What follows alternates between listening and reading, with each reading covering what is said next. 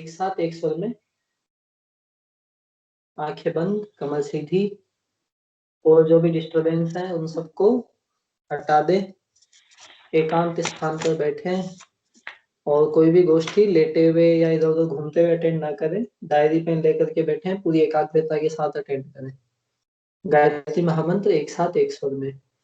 ओम भूर्भुवः स्वः तत्सवितुर्वरेण्यं भर्गो देवस्य धीमहि धियो यो नः प्रचोदयात्।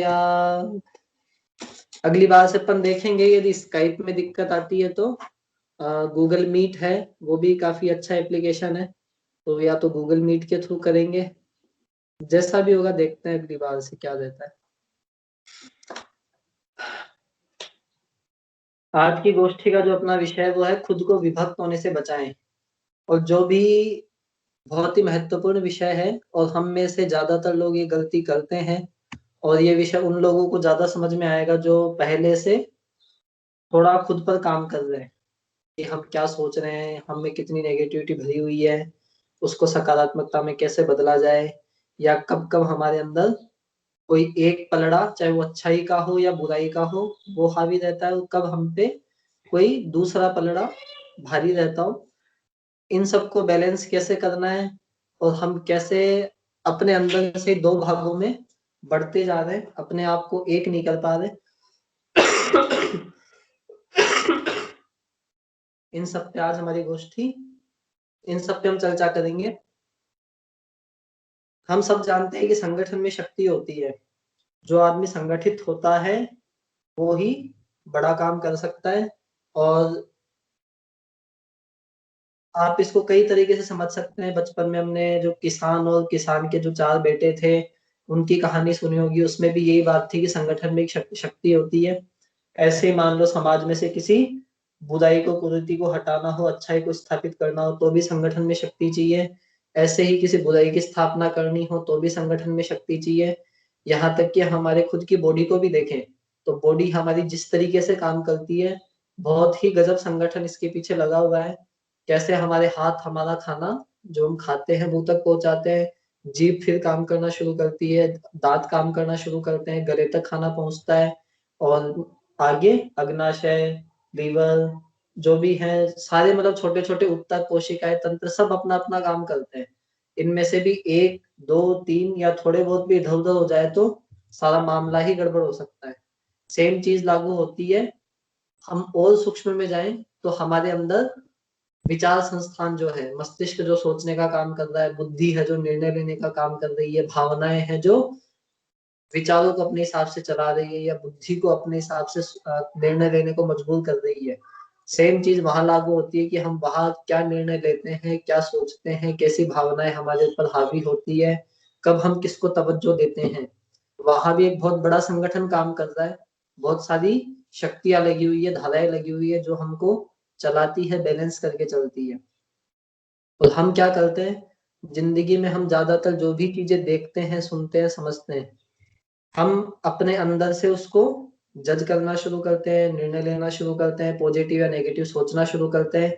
और सबसे बड़ी बात यह है कि हम इस पूरी प्रोसेस में कभी भी खुद में से कोई सा भी एक पलड़ा भारी रख करके या हावी रख करके हम उस विषय को वहीं छोड़ देते हैं। हम बिल्कुल गहराई तक, निष्कर्ष तक नहीं पहुंचते। दुनिया में मोटे तौर पे हम देखें तो तीन प्रकार के लोग हमको मिल जाएंगे। एक तो बहुत ही अहंकारी लोग होते हैं जिनको ये लगता है कि हाँ मैं ही सही हूँ। वो इतने अहंकारी होते हैं कि चाहे अपनी गलत बात होगी तो भी सामने रखेंगे कि हाँ मैं ही रखेंगे, और क्या अंदर ही अंदर क्या सोचते रहेंगे कि हाँ मैं ही सही हूँ, बाकी सब गलत है।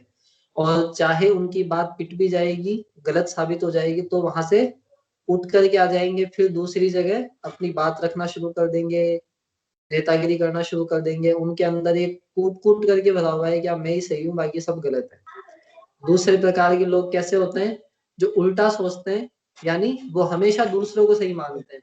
उनके अंदर खुद में कोई भी कॉन्फिडेंस नहीं होता, आत्मविश्वास नहीं होता।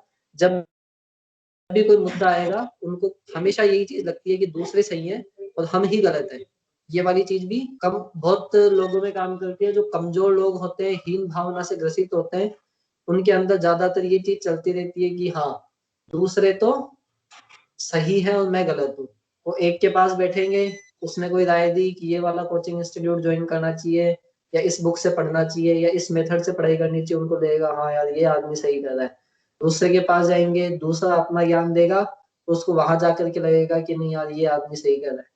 तीसरे के पास जाएंगे तो उसको लगता है कि हाँ ये आदमी सही कर रहा है। और इसमें इतना असंतुलित मामला रहता है कि जब उसके मन में आ जाता है और जो उसको सही पक्ष अपील कर जाता है, बस उसको वो सही मान लेता है और आगे बढ़ जाता है। एक समग्रता, समग्र निर्णय, और ऐसे व्यक्ति जिंदगी में कहीं भी नहीं पहुंच पाते। वो आज जो निर्णय लेते हैं कल उसी को बदल देते हैं, कल जो निर्णय लेते हैं उसको परसों बदल देते हैं, और एक बिन पहनने के लोटे की तरह ही उनकी जिंदगी चलती रहती है। न उनमें आत्मविश्वास रहता है, न उसमें उनमें आत्मसंयम रहता है, न वो नियंत्रित होकर के अपने आप को कहीं ले जा सकते हैं। और उनके पीछे कभी न समाज का विश्वास होता है, न परिवार का विश्वास होता है।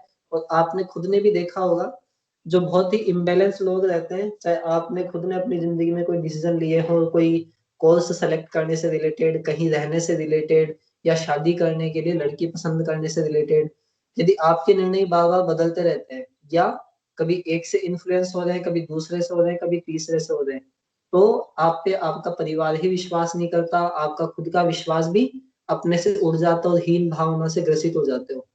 यदि हम उस कैटेगरी में आते हैं जो हमेशा दूसरों को सही मानते हैं और खुद में उनका कुछ भी नहीं रहता, उनको हमेशा ये लगता है कि जिस तरफ ज्यादा लोग हैं या जो लोग ज्यादा कह रहे हैं हम वो ही काम कर लें।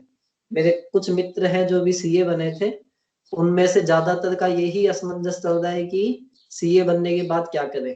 तो जो सोसाइटी कह रही है, समाज कह रहा है, परिवार कह रहा है, ज्यादा दोस्त लोग कह रहे हैं, वो उनको सही लग रहा है, बाकी जो कम कह रहे हैं वो उनको सही नहीं लग पा रहा। ऐसे लोग हमेशा दूसरों के इन्फ्लुएंस से ही अपनी दिशा तय करते हैं। दूसरों के चल दूसरे जिस रास्ते पे चलते हैं उसी रास्ते पे वो चलते हैं। उनमें खुद का निर्णय, खुद का वजूद, खुद का आत्मबल, मनोबल कुछ भी नहीं होता। वो लकीर से हट करके वो काम नहीं कर सकते। जैसे भेड़ें झुंड में चलती है, वो बस उसी तरह अपनी जिंदगी जीते जीते रहते हैं। तीसरे प्रकार के लोग वो रहते हैं जिसमें हम में से ज्यादातर लोग आ सकते हैं। मैं मतलब इतने विश्वास से कह सकता हूँ कि हम इतने अहंकारी भी नहीं है कि हम हमेशा खुद को सही माने, और इतने आत्मविश्वास की कमी वाले लोग भी नहीं है कि हमेशा दूसरों को सही माने। हम तीसरी कैटेगरी में आते हैं, जो सोचते भी हैं कि दूसरे सही कह रहे हैं या मैं सही हूँ या कौन क्या कर रहा है, समग्रता से चिंतन का भाव भी रखते हैं। मन में उनके रहता भी है कि नहीं मैं हमेशा सही निर्णय लूं, कहीं गलत साबित नहीं हो जाऊं, या कोई गलत रास्ते पे नहीं चले जाऊं। हम सारे के सारे लोग उस कैटेगरी में आते हैं। और इस कैटेगरी में भी ये वाली कैटेगरी इतनी खतरनाक होती है कि जो अहंकारी है उसका पतन होना निश्चित है, जो दूसरों को सही मानते हैं हमेशा उसका भी पतन होना निश्चित है। इन दोनों की तो अपन बात ही नहीं कर रहे। जो तीसरी कैटेगरी है, जो सोच विचार करके काम कर रहे हैं, उसमें सबसे बड़ी जो रिस्क आती है वो आती है कि हम खुद के बारे में सोचते हैं, अपनी भावनाओं के बारे में सोचते हैं, अपनी पसंद नापसंद के बारे में सोचते हैं, अपनी रुचि अरुचि के बारे में सोचते हैं, सामने वाला क्या कर रहा है उसके बारे में भी सोचते हैं। लेकिन यहाँ तक तो ठीक है कि हम अहंकारी भी नहीं है, दूसरों को भी हमेशा सही नहीं मान रहे, लेकिन हम दूसरों के बारे में या खुद के मत के बारे में सोच रहे हैं, फिर भी हम किसी निर्णय पे नहीं पहुंच पाते, या आवेश में आकर के कोई भी एक निर्णय लेकर के उसी को समझ लेते हैं कि हाँ बस यही निर्णय सही है। इसमें एक छोटी सी कहानी याद आ रही है, अंधे हाथी की कहानी। एक बार क्या हुआ, एक गुरुजी थे, उनको अपने शिष्यों को समझाना था कि वास्तव में दृष्टिकोण क्या चीज होती है। तो गुरुजी ने शिष्यों को बोला कि सामने एक हाथी खड़ा है, और सॉरी थोड़ा गलत बोल दिया मैंने, उन्होंने सामने एक हाथी खड़ा था। शिष्यों को बोला कि इस हाथी की बताओ हाथी कैसा है। उस शिष्यों ने कभी हाथी जिंदगी में देखा नहीं था। तो पहला शिष्य था, उनकी आंखों पे सब पे पट्टी बांध दी गई। पहला शिष्य था, वो जाकर के हाथी का पैर पकड़ लिया, और पैर पकड़ करके उसको ऊपर से नीचे तक पूरा छू करके देख लिया। ठीक है। दूसरा शिष्य था, उसने जाकर के हाथी के दांत पकड़ लिए। दांत पकड़ करके उसने स्पर्श करके देखा और जज कर लिया कि हाँ ठीक है हाथी कैसा है। तीसरा शिष्य गया, उसने हाथी की सूंड को पकड़ लिया, वो सूंड को पकड़ करके देखने लगा कि हाँ चलो ठीक है, हाथी कैसा है। चौथा शिष्य था, उसने जाकर के हाथी का पेट पकड़ लिया और पेट को देख करके जज करने लगा कि हाथी कैसा है। पांचवा शिष्य ने हाथी का मस्तक पकड़ लिया कि हाथी कैसा है। थोड़ी देर बाद गुरुजी ने उनसे पूछा कि बताओ हाथी कैसा है। तो जिसने पैर पकड़ा था वो बोलता है कि हाथी तो बेलनाकार है, उसकी हाइट इतनी है, नीचे से उसके पैर इस तरीके से, मतलब उसका जो भी शरीर की आकृति इस तरीके से मुड़ी हुई है जिसपे नाखून लगे हुए हैं। जिसने पेट पकड़ा था वो बोलता है कि हाथी तो एक बहुत बड़ा गुब्बारा बेग जैसा है। जिसने सूंड पकड़ा था वो बोलता है कि हाथी तो बहुत लचीला होता है, आराम से हिलता डुलता रहता है। और जिसने मस्तक पकड़ा था उसने बोला कि हाथी तो चपटा है बिल्कुल। यानी जिसने जिसके जो हाथी पकड़ में आया उसने वो मान लिया कि हाँ हाथी ऐसा है। जबकि आंखों पर से पट्टी हटा करके जब उनको दिखाया गया तो उनको समग्रता का बोध हुआ कि वास्तव में हाथी कैसा है, कि एक हाथी इन सब चीजों को समाहित किए हुए है। और यही गलती हमसे जिंदगी में हर बार होती है कि हम क्या करते हैं, हाथी यानी कोई भी घटना हो गया, चाहे व्यक्ति को समझना हो गया, चाहे परिस्थिति को समझना हो गया, चाहे खुद को समझना हो गया, हम समग्रता से कभी भी खुद का दर्शन नहीं कर पाते, घटना परिस्थिति का दर्शन नहीं कर पाते, व्यक्ति का दर्शन नहीं कर पाते। हम हमारे दृष्टिकोण से, हमारे स्वार्थ के हिसाब से, या जो हमारी मतलब की चीजें हैं केवल उसके हिसाब से सामने वाले को, चाहे घटना हो, परिस्थिति हो, व्यक्ति हो, चाहे खुद हो, हम बस उस एक को लेकर के उसी के आधार पे पूरी समग्रता के दर्शन करने की कोशिश करते हैं। हम वो ही चश्मा चढ़ा करके सब कुछ देखने की कोशिश करते हैं। और इससे होता क्या है, सामने वाला जैसा रहता है, सामने वाली घटना जैसी रहती है, वो वैसा ना हो करके हम उसको बिल्कुल ही अलग तरीके से देखते हैं। जिसमें हम खुद भी, कई बार ऐसा होता होगा हमारे साथ ही, हम खुद हंसने लग जाए खुद करके, यार वास्तव में मैं तो बहुत गलत सोचता था। इसको बोलते हैं अंग्रेजी में बायस्ड होना, पूर्वाग्रहों से ग्रसित होना, जो बहुत ही बेकार चीज होती है पारिवारिक संबंधों को तोड़ने में, सामाजिक दूरियां बनाने में। पूर्वाग्रह का, बायस्ड होने का बहुत ही बड़ा रोल रहता है। यहाँ तक कि आप छोटी छोटी घटनाएं देख सकते हैं। जब आप पेपर में परीक्षा देते हैं, पेपर सामने आता है, आपकी खोपड़ी में क्या चीज चल रही है, और सामने क्वेश्चन क्या आया, सामने मान लो साइन थीटा लिखा हुआ आया, आपके दिमाग में पहले से ही साइन थीटा से रिलेटेड कोई फॉर्मूला चल रहा था, आप तुरंत देखोगे अरे हाँ यार यही लगेगा यहाँ। आप सामने वाले के दृष्टिकोण से चीजों को देखने की कोशिश नहीं कर रहे कि वास्तव में सामने वाला क्या कहना चाह रहा है, सामने वाले ने, मतलब उसकी समग्रता क्या है। तो बायस्ड होकर के आदमी शब्दों को भी भूल जाता है, घटनाओं को भी भूल जाता है, परिस्थितियों को भूल जाता है। जो जो पक्ष विपक्ष में गवाह मौजूद है, घटनाएं मौजूद है, उनको भूल करके एक ही आवेश में होकर के निर्णय ले लेता है। ये सारी चीजें किनके साथ होती है, जो तीसरी कैटेगरी के लोग हैं, जो सोचते हैं, निर्णय लेने की कोशिश करते हैं, सही गलत खोजने की, विश्लेषण करने की, निर्णय पे पहुंचने की कोशिश करते हैं। सारी चीजें केवल उनके साथ होती है। अहंकारी आदमी हमेशा खुद को सही मानेगा। जो दूसरों को हमेशा सही मानता है वो इतना हीन भावना से ग्रसित है कि उसको होश ही नहीं है कि क्या जज करना है, क्या सोचना है। उसको तो जहां भीड़ चल रही है, जो जैसा लोग बोल रहे हैं वैसा चलना है।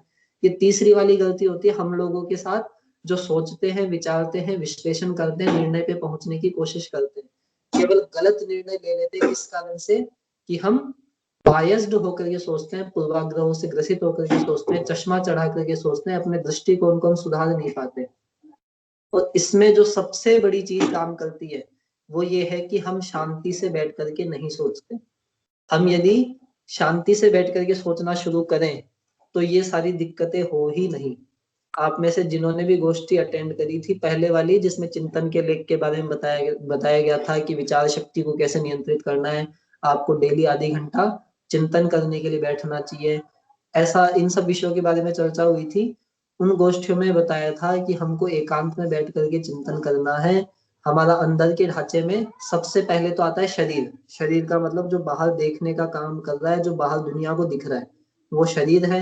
इसमें अंदर के भी पार्ट्स मान लो आप, लीवर, किडनी, अग्नाशय वगैरह, वो सब भी इसमें आ गए शरीर में। उसके ऊपर जो आता है मस्तिष्क, जो कि हमारे शरीर का ही एक भाग है, जो थोड़ा सूक्ष्म है, जो क्या करता है किसी को दिखता नहीं है, पता नहीं चलता, लेकिन करता सारा वही काम है। विचार करना उसका मुख्य काम है।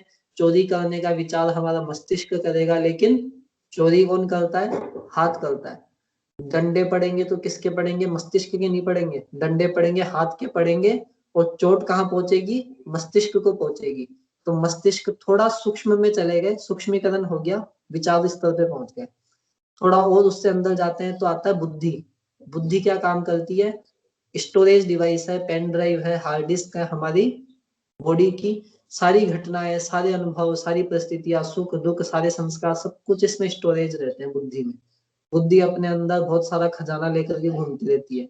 वहाँ ये हुआ था, उस खाने का टेस्ट अच्छा है, वहाँ ये अच्छा मिलता है, वो बेकार मिलता है, उसने मेरे साथ ऐसे किया था, मैं परीक्षा में पास हो जाऊंगा तो मेरे को ये मिलेगा।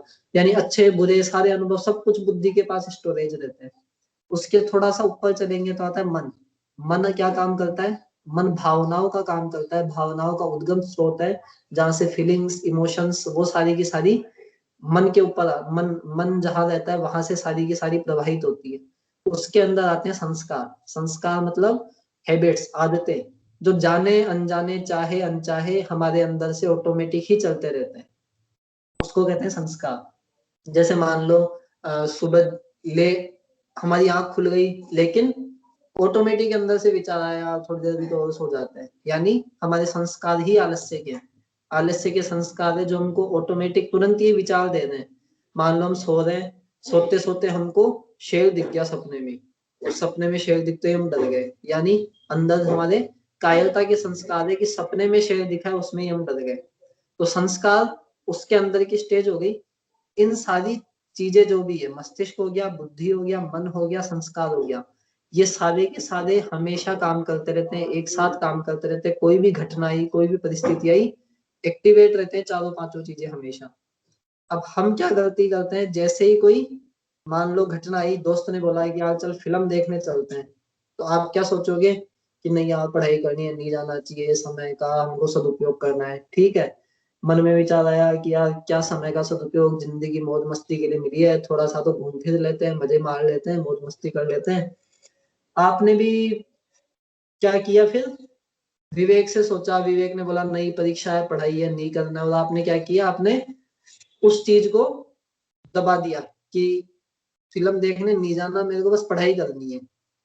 अब यहाँ, अब जो मेरी आज की गोष्ठी का जो विषय है वो यहाँ से शुरू हो रहा है। यहाँ से हमने क्या किया, अपनी पर्सनालिटी को दो भागों में डिवाइड कर दिया। दो भागों में डिवाइड कैसे किया? आपके अंदर जो भावनाएं थी फिल्म देखने की, मौज मस्ती करने की, और ये जो भाव थे, मान्यता थी कि जिंदगी एक बार मिली है, इसको जी ले, ये सारे भावनाएं अभी भी मौजूद है, लेकिन आपने क्या किया, विवेक का डंडा मार करके इन सबको दबा दिया। आपने इसको बदला नहीं, मोल्ड नहीं किया। जैसे हम बोलते हैं ना कि सामने वाले को प्यार दो, प्यार से सामने वाले को बदला जा सकता है, उस पे अत्याचार मत करो, अपने हिसाब से चलाने को मजबूर मत करो, बल्कि उसको अंदर से बदलने की कोशिश करो। ये एक आदर्श बात है, सैद्धांतिक बात है, लेकिन हम क्या करते हैं, इसको खुद पे भी कभी लागू नहीं करते। हमारे अंदर जब भी बुरी भावनाएं आए, बुरे संस्कार हावी हो, बुरी मान्यताएं, बुरे अनुभव, या मैं बुरे शब्द की जगह भी यूं अवांछनीय शब्द बोलता हूँ, यानी जो हमको नहीं करना चाहिए, जो हमारे लक्ष्य के अनुकूल नहीं है। क्योंकि अच्छा बुरा व्यक्ति व्यक्ति के हिसाब से अलग हो सकता है, देश काल परिस्थिति के हिसाब से अलग हो सकता है। लेकिन मैं जो बात कहना चाह रहा हूँ, अवांछनीयता, चाहे अवांछनीय मान्यताएं हो, यानी अनडिजायरेबल चीजें, अनडिजायरेबल थिंग्स हो गई, अवांछनीय मान्यताएं हो गई, अवांछनीय संस्कार हो गए, अवांछनीय भावनाएं हो गई, ये सारी की सारी जो भी हमारे अंदर चल रही है, हम ये सोचें कि इन सबको हमको दबाना नहीं है, बल्कि इन सबको हमको खत्म करने की कोशिश करनी है। क्योंकि यदि दबाते जाते हैं ना, तो ये हमारे संस्कार में कहीं ना कहीं कुंठा का रूप ले लेती है, और कहीं ना कहीं आगे जाकर ये मौका ढूंढती है, उछाल मारती है। हम अंदर से संतुष्ट नहीं हो पाते, अंदर से वो कसक हमेशा बाकी रहती है। मैंने पहले एक कहानी सुनाई थी। बौद्ध भिक्षु थे, जो बोलते थे कि मेरे को अपनी जीभ पे पूरा संयम हो गया, मेरे कोई इच्छा नहीं है, तो मैं अस्वाद भोजन कर लेता हूँ, नमक चीनी का प्रयोग नहीं करता, ऐसे ऐसे वो बोला करते थे। एक बार उनको बुलाया किसी व्यक्ति ने अपने घर पे भोजन के लिए, तो उसने देखा कि महाराज जी की, भिक्षुक जी की परीक्षा ले ली जाए। उन्होंने क्या किया, उनके खाने में खूब सारी मिर्ची झोंक दी। अब मिर्ची झोंकते ही क्या हुआ, उनका जो संयमशीलता का परीक्षण किया हुआ था, साधना करी हुई थी, वो थी नमक के प्रति। नमक के प्रति थी, अस्वाद भोजन के प्रति थी कि भाई मीठा नमक मैं छोड़ सकता हूँ। लेकिन कभी ज्यादा नमक आ जाए या ज्यादा मिर्ची डाल दे, उसके प्रति उनकी संयम साधना थी नहीं। तो क्या हुआ, मिर्ची खाते हो तो भाग खड़े हुए वहां से। तो यही चीज हमारे साथ होती है। जैसे जो लोग ब्रह्मचर्य का पालन करने की कोशिश करते हैं, वो क्या करते हैं, अंदर ही अंदर ये सोचते रहते हैं कि हाँ मेरे को ब्रह्मचर्य का पालन करना है, लड़की की तरफ ध्यान नहीं देना, ऐसी कई बातें उनके दिमाग में चलती रहती है। और बचने की कोशिश करते हैं, कोई भी अश्लील चित्र दिखेगा बचने की कोशिश करेंगे, अश्लील फिल्म दिखेगी बचने की कोशिश करेंगे। इससे होता क्या है, अंदर ही अंदर हमारे अंदर वो एक कुंठा का रूप ले लेता है कि हमको ये नहीं करना है, हमको ये नहीं करना है, इससे बचना है, इससे बचना है। और ये कुंठा का रूप लेते लेते हमारे अंदर जड़ जमा बैठता है कि जैसे ही हम उस वातावरण में जाते हैं, बल्कि हम एक साधारण मनुष्य जो कि ब्रह्मचारी नहीं है, पूरा सांसारिक भौतिकवादी आदमी है, या यूं मान लो कि जो अश्लील प्रवृत्तियों में लिप्त रहता है, हमारी स्थिति उससे भी ज्यादा खराब हो जाती है। वो लड़का मतलब लड़का या लड़की को देख करके सम अवस्था में रह सकता है या रह सकती है, अश्लील चित्रों को देख करके, ब्लू फिल्म को देख करके वो सम अवस्था में रह सकती है, रह सकता है। लेकिन हम जो योगी हैं, साधक है, ब्रह्मचारी है, हमारी हालत क्या रहती है, हम थोड़ा सा देखते ही विचलित हो जाते हैं और हमारा दिमाग ही काम करना बंद कर देता है, मन ग्लानि से भर जाता है, और वासना बल्कि और ज्यादा उफान मारती है, और ज्यादा तीव्रता ले लेती है। ये हुआ क्या, हमने उस वासना को कभी अंदर से समाप्त नहीं किया, उसने धीरे धीरे कुंठा का रूप ले लिया, और वो मौका ढूंढती है कि कैसे मेरे को अनुकूल परिस्थिति मिले और मैं हावी होकर के अपने स्वार्थों की पूर्ति कर लूं, अपनी वासना को शांत कर लूं, अपनी प्यास को बुझा लूं। और ये हमारे साथ हमेशा होता है। और ये केवल वासना की भाव नहीं है, आप क्रोध की भावनाओं पे भी इसको लागू कर सकते हैं। जब जब हम क्रोध को अपने अंदर दबाने की कोशिश करते हैं, वो मौका पाते ही क्रोध हावी होता है और अपना मतलब सिद्ध करने की कोशिश करता है। कई लोग देखे होंगे आपने जो गुस्सा को कंट्रोल करते हैं, वो क्या करते हैं, गुस्सा कंट्रोल करेंगे, दांत पीस के रह जाएंगे, किसी को कुछ नहीं बोलेंगे। ऐसे गुस्से वाली घटना इकट्ठी होती होती होती इतना गुस्सा भर लेंगे अंदर से कि एकदम से कोई घटना बड़ी घटित होगी तो सारा गुस्सा निकाल देंगे। वो खुद भी सोचने को मजबूर हो जाएगा और दूसरे भी सोचेंगे यार इतनी सी बात पे इतना गुस्सा कैसे आ गया। जबकि इतनी सी बात पे वो गुस्सा नहीं आया, उसने वो खजाना पता नहीं कहाँ से इकट्ठा करना शुरू किया था। यही चीज वासना की बात है। वासना में भी हमने पता नहीं कितनी बार अपने मनोभावों को, उद्वेगों को दबाया, जबरदस्ती दबाया, कि वो कुंठा का रूप ले लिया और अंदर इकट्ठे होते होते इतने बढ़ गए कि एकदम से फूट पड़ते। क्रोध के भाव में, निराशा के भाव में, निराशा में भी क्या होता है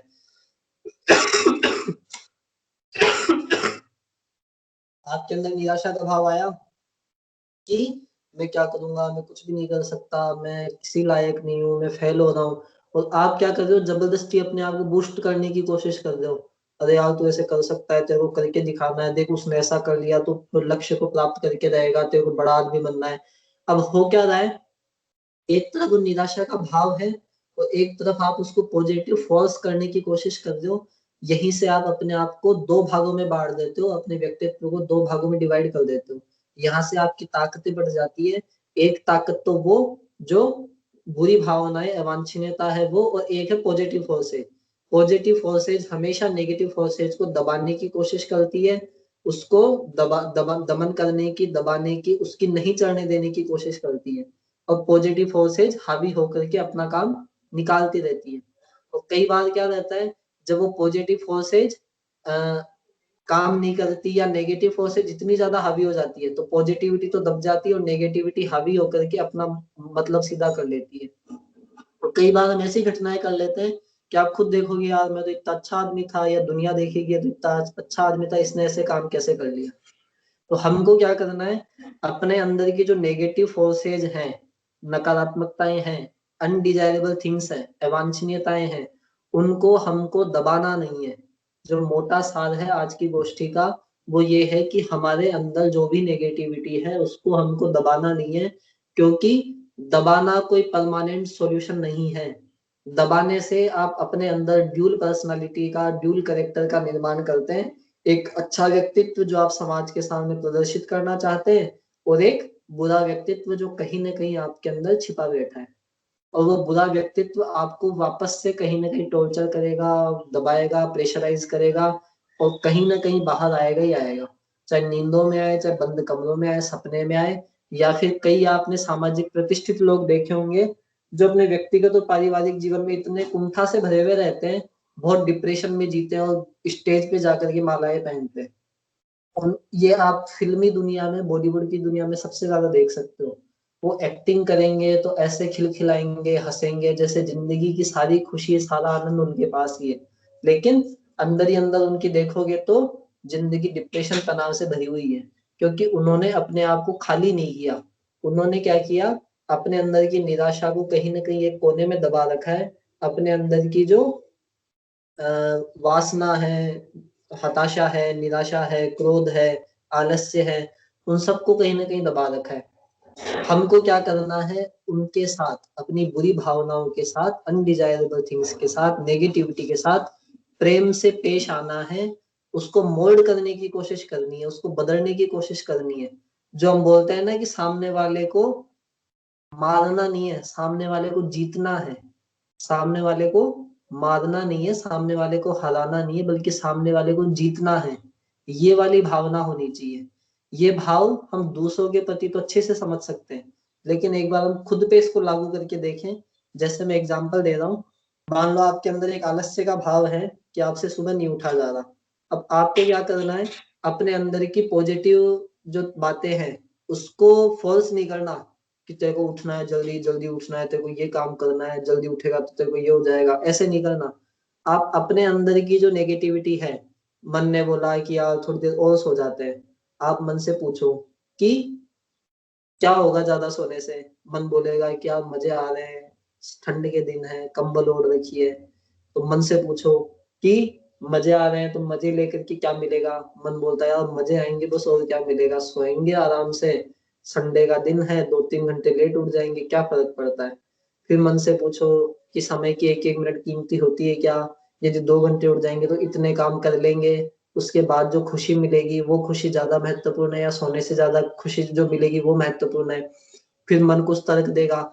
ऐसे धीरे धीरे अपने आप से जब संवाद करना शुरू करोगे तो मन के तर्क कटना शुरू होंगे। मन जो बुद्धि को वशीभूत करके, मन जो कि बुद्धि को वशीभूत करके उसके अनुभवों का गलत फायदा उठा करके, मान्यताओं का गलत फायदा उठा करके, विचारों को गलत दिशा में प्रवाहित करके आपको अपने चंगुल में लेने की कोशिश करता है, उसके हाथ कटना शुरू हो जाएंगे जब आप उससे तर्क वितर्क करना शुरू करते हो प्रेम से। प्रेम से जब उससे तर्क वितर्क करना शुरू करोगे, मन जब हथियार डालने लगेगा, उस तरीके से चलते चलते जब आप, मन निरुत्तर हो जाता है, तब आप मान के चलना कि हाँ आपने उस आलस्य नाम की प्रवृत्ति पे विजय प्राप्त कर ली। फिर मन के पास कोई अपने तर्क नहीं रहेंगे, कोई कुछ नहीं रहेगा। मन केवल फिर एक जिद करेगा, क्या, कि नहीं मेरे को तो चाहिए मतलब चाहिए, नहीं मेरे को तो करना है मतलब करना है। उस समय भी आपके अंदर विवेक जागृत रहे कि देख भाई मैं ऐसे तो काम नहीं करने वाला कि तू बोले कि बस करना है तो करना है, चलना है तो चलना है, ऐसे तो मैं नहीं कर सकता। तो तर्क तथ्य प्रमाण के आधार पे बात करें तो मैं चलने के लिए, सोचने के लिए तैयार हूँ। तब आप मन से पूछो, बात करो। मन जब बोले कि चल ठीक है फिर तू जो कर रहा है मैं उसी में खुश हूँ, जब ये वाली स्थिति आ जाए तब आप समझो कि हाँ आपने अपने व्यक्तित्व को दो भागों में बंटने से बचा लिया। क्योंकि इसमें होता क्या, मन अपना तर्क करता रहता, आप उसको दबाते रहते। अब हुआ क्या, आपके अंदर जितना भी दमखम है वो दो भागों में बट गया। मस्तिष्क के विचार हैं वो भी दो भागों में बट गए, बुद्धि की जो मान्यताएं, अनुभव है वो भी दो भागों में बट गए, मन की जो भावनाएं हैं, अच्छी भावनाएं, बुरी भावनाएं, दो भागों में बट गई। आप अपने अंदर से ही इतने ज्यादा डिवाइड हो गए, विभक्त हो गए कि आप कभी अपने आप को कंट्रोल करके, सॉरी, अपने आप को एकजुट करके करके किसी लक्ष्य की ओर झोंक ही नहीं पाओगे। जो साइकोलॉजी पढ़ते हैं या थोड़ा बहुत पढ़े हुए हैं, उसमें एक टर्मिनोलॉजी काम करती है, ego, end ego, super ego. Super ego तो क्या होता है, जो आदमी अच्छा दिखने की कोशिश करता है, मतलब होता नहीं है लेकिन अपने अंदर की अच्छाई दिखाने की कोशिश करता है, वो उसकी सुपर ईगो वाली स्टेज होती है। जैसे आप किसी नए आदमी से मिलोगे और उसको, मान लो आपके सामने कोई टेस्टी चीज रखी हुई है, तो भी आप नए आदमी को क्या बोलोगे कि नहीं पहले आप लो। ये क्या हुआ, आपका सुपर ईगो हुआ। और वहीं आपका यदि भाई होता सामने तो आप क्या करते, छीन करके खा जाते। ये क्या हुआ, ईगो हुआ। ईगो का मतलब जो आपकी मूल प्रवृत्ति है, जिसमें आप हमेशा मस्त रहते हो, जिसमें आप बंद कमरे में जैसे भी रहते हो, जैसे भी रिएक्ट करते हो ना, वो सब आपका ईगो है, ओरिजिनल पर्सनालिटी है। सुपर ईगो मतलब जो आप हो नहीं लेकिन फिर भी अच्छाई का प्रदर्शन कर रहे हो, तो वो हो गया आपका सुपर ईगो। और एक होता है इड ईगो। इड ईगो क्या रहता है, कई बार हम जैसे होते हैं ना उससे भी बुरे काम कर जाते हैं, जिसको करके हमारी खुद की आत्मा धिक्कारती है कि यार तूने क्या कर दिया, ऐसा तो था ही नहीं। वो होता है इड ईगो। इड ईगो में क्या रहता है, एकदम से जो मैंने बताया ना, नकारात्मकता इकट्ठी होते होते होते होते इतना खजाना बन जाता है खुद के अंदर कि वो इड ईगो के रूप में कभी ना कभी सामने आता है। तो हमको क्या करना है, ना सुपर ईगो में जीना है ना इड ईगो में जीना है, जैसे हैं उस तरीके से जीना है। एक शायरी याद आ रही है, ना तो किसी के अभाव में जियो, ना तो किसी के अभाव में जियो, ना ही किसी के प्रभाव में जियो। ना तो किसी के अभाव में जियो, ना ही किसी के प्रभाव में जियो, जिंदगी आपकी अपनी है, इसे अपने मस्त स्वभाव में जियो। हमको क्या करना है, अपने मस्त स्वभाव में जीना है, जैसे हम हैं बस वैसे जीना है। आपने कईयों को देखा होगा, शादियों में जाते हैं, चम्मचे पार करके ले आते हैं, कोई नहीं देख रहा चलो चम्मच पार कर लेंगे, और कोई देख रहा है तो सुपर ईगो दिखाएंगे, अच्छा दिखने की कोशिश करेंगे। बस में यात्रा कर रहे हैं, मन में तो यूं आता है कि नहीं यार सीट किसी को ही नहीं देंगे, लेकिन कोई मान लो खुद के साथ कोई व्यक्ति हुआ, मतलब जिसके सामने हमको अपनी प्रेस्टीज बढ़ानी है, तो हम क्या करेंगे, कोई बूढ़ी महिला दिखेगी उसको, नहीं माता जी आप बैठिए पहले, तो हम क्या हुआ, वैसे है नहीं लेकिन सुपर ईगो दिखाने की कोशिश कर रहे हैं। तो हम क्या करते हैं, अपने आप को ये तीनों भागों में बांट लेते हैं। और इसकी प्रक्रिया कहाँ से शुरू होती है, प्रक्रिया वहीं से शुरू होती है कि हम अपना जो भी अंदर जो भी चल रहा है खजाना, मतलब बुरी भावनाएं, अनडिजायरेबल थिंग्स, हम उसको बातचीत करके तर्क वितर्क करके खत्म नहीं करते, बल्कि कहीं ना कहीं दबा देते हैं, तो वो कुंठा का रूप ले लेती है और भविष्य में हमको परेशान करती है। तो हमको क्या करना है, अपने मन से बातचीत करना शुरू करना है। कोई भी घटना आई, परिस्थिति आई, कुछ भी आया, जहां आपको थोड़ा सा भी सोचना पड़ रहा है, आपको क्या करना है, उस मुद्दे को लिख लेना है। जो चिंतन का लेख कहता है, वो क्या कहता है कि आपको उस मुद्दे को लिख लेना है, और शांति से आधी घंटा बैठ करके उस पर चिंतन करो पूरा, उसके सारे पहलुओं पे सोचो, पक्ष सोचो विपक्ष सोचो, सब कुछ सोच करके चिंतन के लेख में लिखकर, चिंतन के लेख के अनुसार पूरा आधी घंटे नोट्स बना करके लिख करके फिर उस टॉपिक को खत्म करो। और मान लो खत्म नहीं हो पाता है, तो फिर अगले दिन जब आपका चिंतन का समय आए, तो फिर उसको लेकर के बैठो, फिर जहां से आपने पहले दिन छोड़ा था, फिर वहां से उस पर चिंतन करना शुरू करो।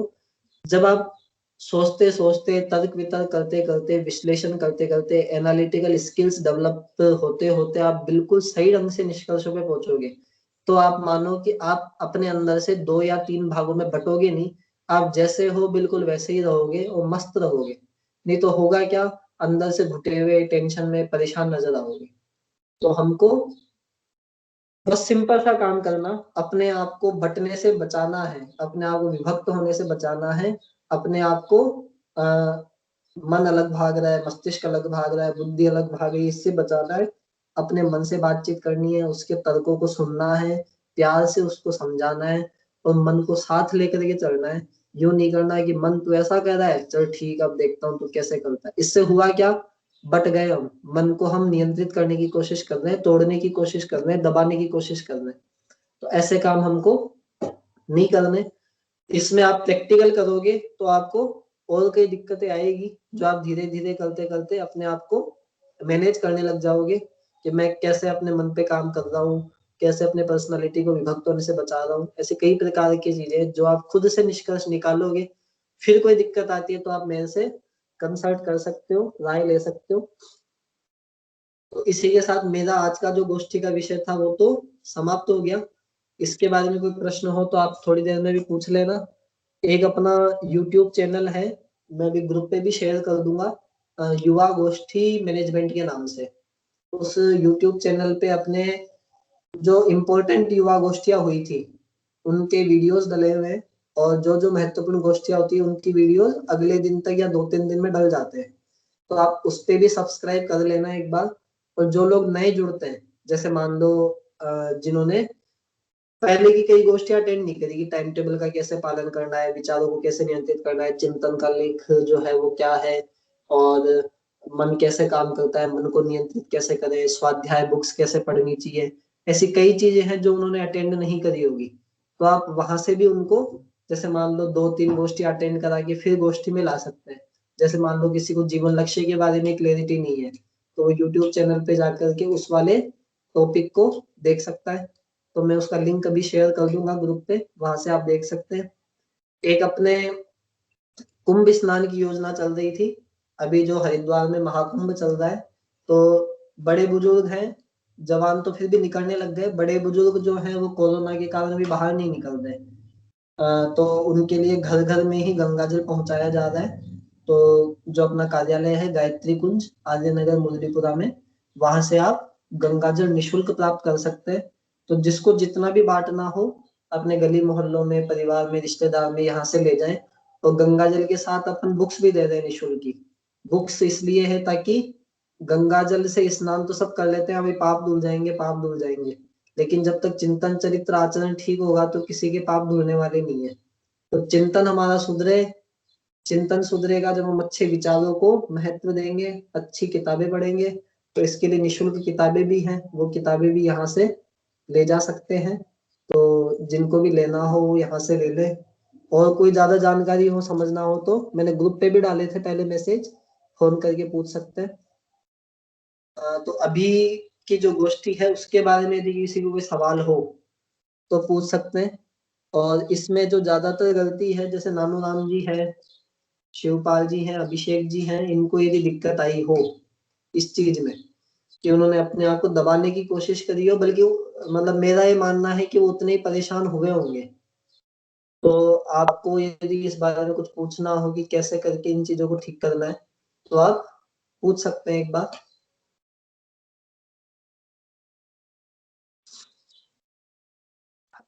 हेलो। हाँ जी नानू जी। नहीं, अभिषेक बोल रहा हूँ। अभिषेक जी बताओ।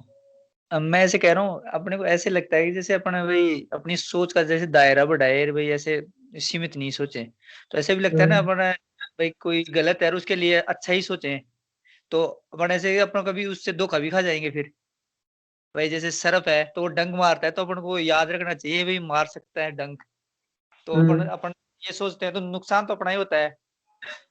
पर नहीं, एक साइड। इसमें एक चीज है हाँ। कि मतलब आदमी को ऐसा नहीं होना चाहिए कि पॉजिटिव घटना कोई घट रही है तो उसको नेगेटिव सोचे या नेगेटिव को पॉजिटिव सोचे। आदमी को ऐसा होना चाहिए कि जो जैसा है ना हाँ। उसको बिल्कुल उसी रूप में समझे। वो भी मेरा। नुकसान, वो भी नुकसान करती है ना अपन। जैसे मैं कि अभी ऐसे मानो कि समाज है हम्म। जो भी है, तो वो एक तरह से मान लो कि कलयुग है, ऐसे मानो है, चल हम्म। रही है। तो अपन हम्म। उसको कलयुग के दृष्टि से सोचते हैं। भाई अपन किसी में जैसे बुराई है तो उसको बुराई की अपन देखते हैं, तो अपन खुद ही अपना मतलब सोच का दायरा सीमित हो जाता है। और अगर अपन उसको नहीं सोचेंगे वो कैसा भी अपन अपन सही रहेंगे तो वो तो हो जाएगा, पर वो अपने को कभी धोखा दे देगा, ऐसे भी तो लगता है अपने को। अपना अपन वही एक सामने वाला तो। एक एक संगीत आता है, उसकी हाँ। 2 लाइनें हैं। सताता जो न औरों को, न धोखा आप खाता है। मतलब न तो हमको दूसरों को सताना है, और खुद हाँ। को इतना सतर्क रहना है, जागरूक रहना है कि कोई हमको धोखा नहीं दे सके। हाँ। हाँ। मतलब इस वाली पॉलिसी पे काम करना चाहिए। जैसे सामने वाला मान लो 420 है, हाँ। धोखेबाज है, तो आप हाँ। सतर्क रहो। मतलब उसके बारे में आपको पॉजिटिव नेगेटिव, देखो पॉजिटिव और नेगेटिव जो है ना, हाँ। वो शब्द हमेशा काम में लिए जाते हैं एटीट्यूड को लेकर के। एटीट्यूड अच्छा। का मतलब है आपको देखने का नजरिया कैसा है। हाँ। हाँ। ठीक है, जैसे मान लो सामने जहर पड़ा है, हाँ। अब आपका नजरिया उसको देखने का कैसा है। अब मान लो, हम्म। जैसे मान लो पानी ही है और आप उसी के बारे में सोच रहे हो यार इसमें जहर हो सकता है, जबकि है ही नहीं।